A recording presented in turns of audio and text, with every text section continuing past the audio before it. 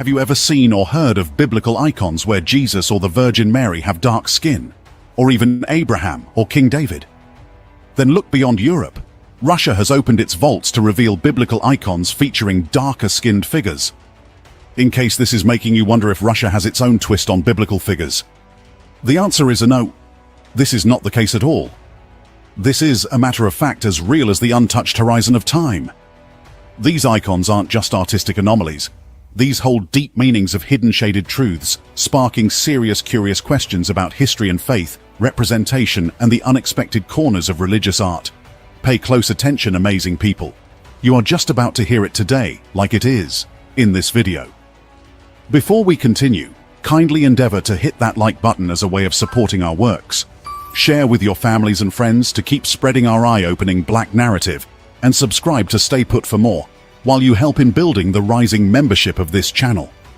We appreciate your support.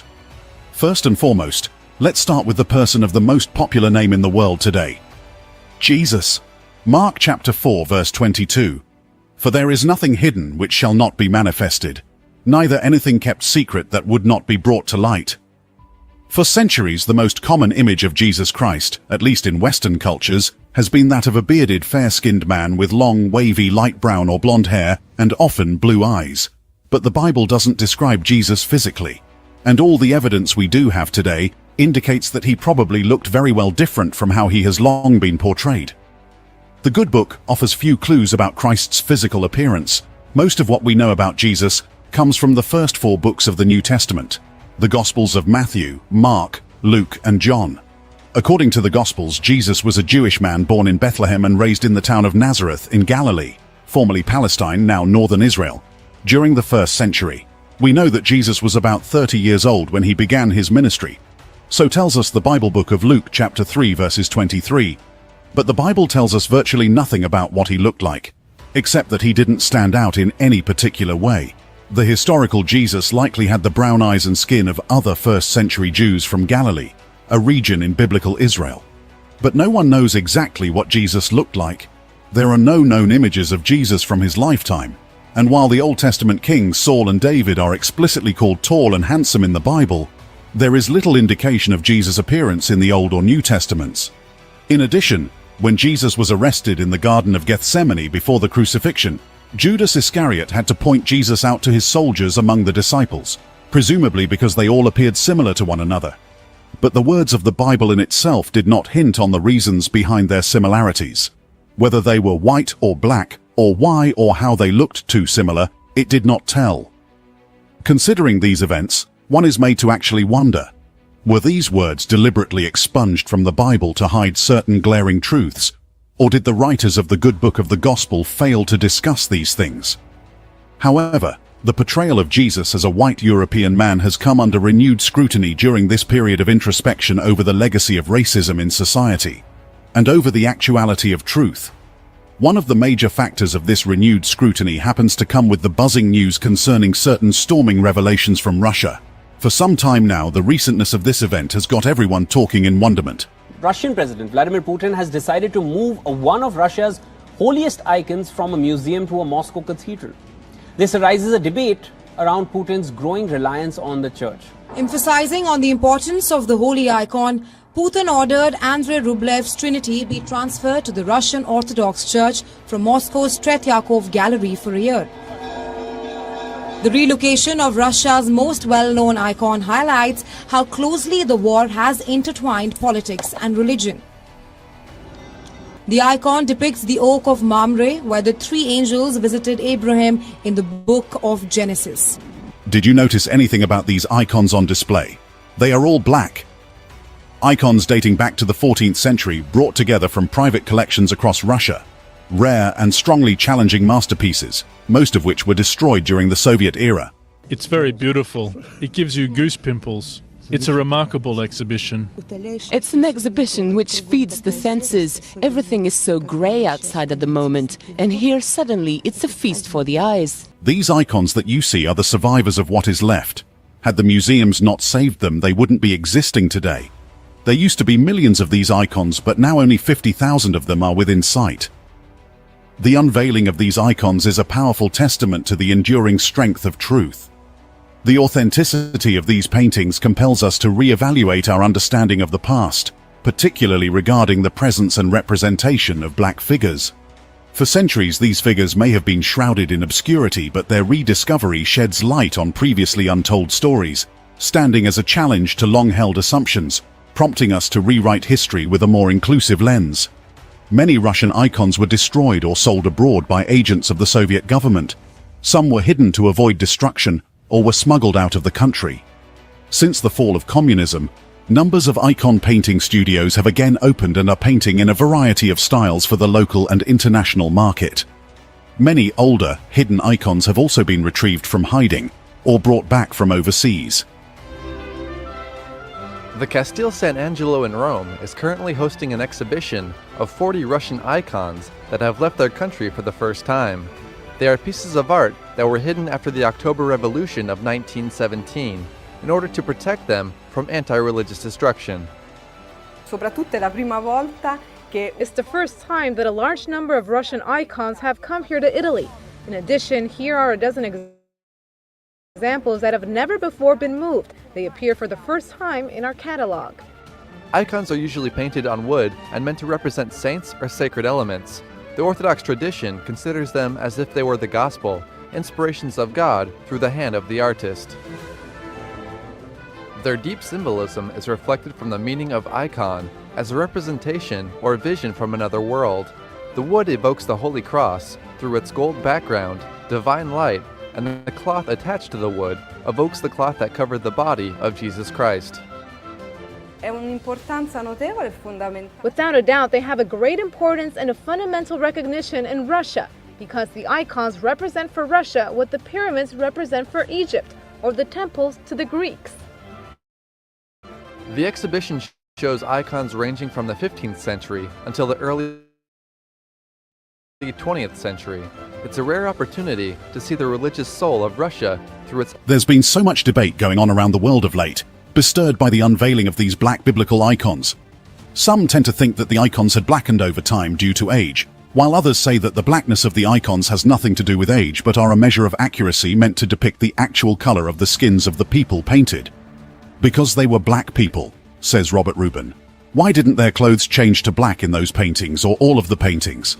The true Israelis were black-skinned people, not white. Likewise, the ancient Egyptians. The Reshet structure in Mauritania is also the location of Atlantis. Russians did not change their paintings just as other countries did. They simply kept the true paintings and iconography. Look up ancient maps and you will see that the Kingdom of Judah was later located in West Africa.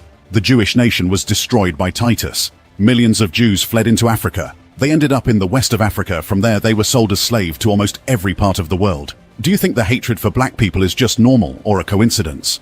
No. It was because they, Israelis, did not keep the commandments of God. Moses informed them of the blessings and curses, as we can see in the Bible book of Deuteronomy. God told them they will lose that land to people whom they did not know if they disobey him. The hatred for the black children of Ham and Shem is because the children of Shem have mixed up with the children of Ham. They are both black-skinned. The prime target of this hate is actually the children of Shem. Shem is being punished for his disobedience to his God. Another insightful one from Johnson here says, because black people were the people in the Bible that the Americans turned white when they told the stories to us. But Russians didn't get the memo. They went off for real history. Songs of Solomon. Chapter 1 verse 5. Revelations chapter 1 verse 15. Go check it out. It's in the text. It's not because of a candle or anything else these people are talking about. In that case, the whole picture would be black, not just the face and the hands. They are meant to be black because they were black people. This great USA is also a great deceiver. And so many people inherit the wrong lesson from their great-grandparents and their parents, to the point where it's so deep that the lie is made true when the real answer is really just right there. But you never look, because why would you? The Russian unveilings didn't stop there. Russia continues with its biblical historical revelations, with President Putin at the foremost front, championing the course. Russia has opened its cellars to reveal remarkable paintings of Jesus dating back to the 1400s. By Father Vladimir Ivanov. This is a book that is highly coveted by different circles because it has the black icons. It has the history of black people in places like Russia in Italy, in places all over Europe. This book can range from $1,300 to $3,000, so it's not an easy book to get. I actually borrowed this book from a friend, you know. But this book has a lot of interesting depictions in it.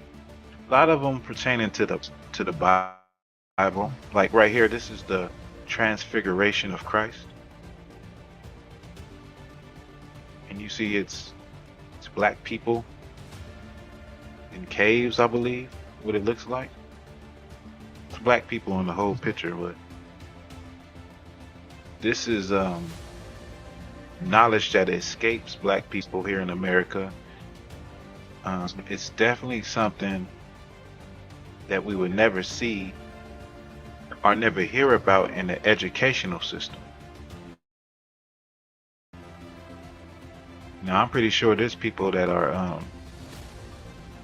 black history college students majoring in black history or world history, and they never seen nothing like this before.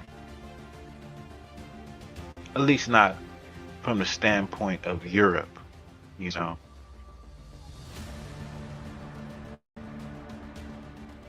This is the crucifixion of Christ, and in it we see angels, black angels. The people surrounding him are black.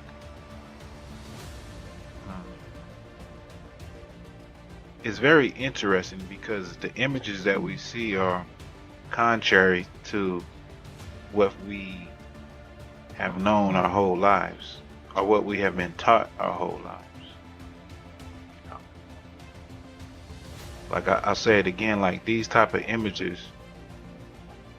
of antiquity escape black people here in America, and I can say all people, for in general, just people in general don't know. I'm pretty sure there's plenty of Caucasian people and people of all nationalities that don't know the extent that black people covered the earth.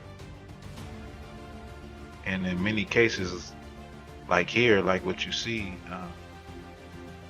we're in rulership positions. Like this looks like a king. The images of Jesus and other historical figures in Russia's black icons challenge the commonly known perception of antiquity and reveal the extent of black people's presence and influence throughout history. Paintings from the 1500s and 1600s depicting black icons, including Jesus and Mary, in a highly sought-after book that explores the history of black people in Russia, Italy, and other parts of Europe. The book contains interesting depictions of black people in biblical scenes, which is knowledge that is not taught in the American educational system. However, debates concerning the authenticity of these icons goes on. And Alex Pismeni, a software developer and Catholic Christian, has some things to contribute. The Russian Christians adopted Byzantine Orthodoxy wholesale. That, of course, includes the iconography. The fundamental principle of Orthodox iconography is no changes. The icons are as much as possible portraits of Christ, Our Lady, and other saints. Further, the styling, mood, garments, gestures are all fixed in the Byzantine style, so much so that students of iconography refer to these rules as iconographical canon, even though very little of that canon ever went through the normal ecclesial legislative process involving episcopacy and councils. Going forward, while Russia continues to amaze the world in this light, the unquenchable fire of truth persists through the darkness of history. Not so long, protesters had called for the removal of Confederate statues in the US. Activist Shaun King went further, suggesting that murals and artwork depicting white Jesus should come down. His concerns about the depiction of Christ and how it is used to uphold notions of white supremacy are not isolated. Prominent scholars and the Archbishop of Canterbury have called to reconsider Jesus's portrayal as a white man. Only recently, on June 22, 2020, writer and activist Shaun King announced that he supports the destruction of statues that depict a white Jesus. King, who had tweeted his remarks on that memorable Monday of 2022 June, noted that historians believe Jesus likely had the appearance of people who typically lived in the Middle East during his time, rather than the white man who is often depicted in Christian iconography. Yes, I think the statues of the white European they claim is Jesus should also come down, King tweeted. They are a form of white supremacy, always have been. In the Bible, when the family of Jesus wanted to hide and blend in, guess where they went? Egypt, not Denmark, he added. Tear them down. The comments quickly drew condemnation from some on the platform, including several prominent conservative figures. King clarified that he was only advocating that statues of a white Jesus be torn down in response to a tweet from the account of PragerU, a non-profit co-founded by conservative talk show host Dennis Prager. He also remarked that stained glass windows and other images of a white Jesus, his white mother and their white friends should all be destroyed, insisting they are racist propaganda and a gross form of white supremacy. King shared an image of a darker-skinned Jesus that appeared in a 2002 Popular Mechanics article, which scholars believe may be more accurate than those showing Jesus as a European. He commented that the image would have been intolerable for white Americans who participated in slavery. Experts have long since said that this is likely the most accurate depiction of Jesus. White Americans who bought, sold, traded, raped and worked Africans to death for hundreds of years in this country simply could not have this man at the center of their faith.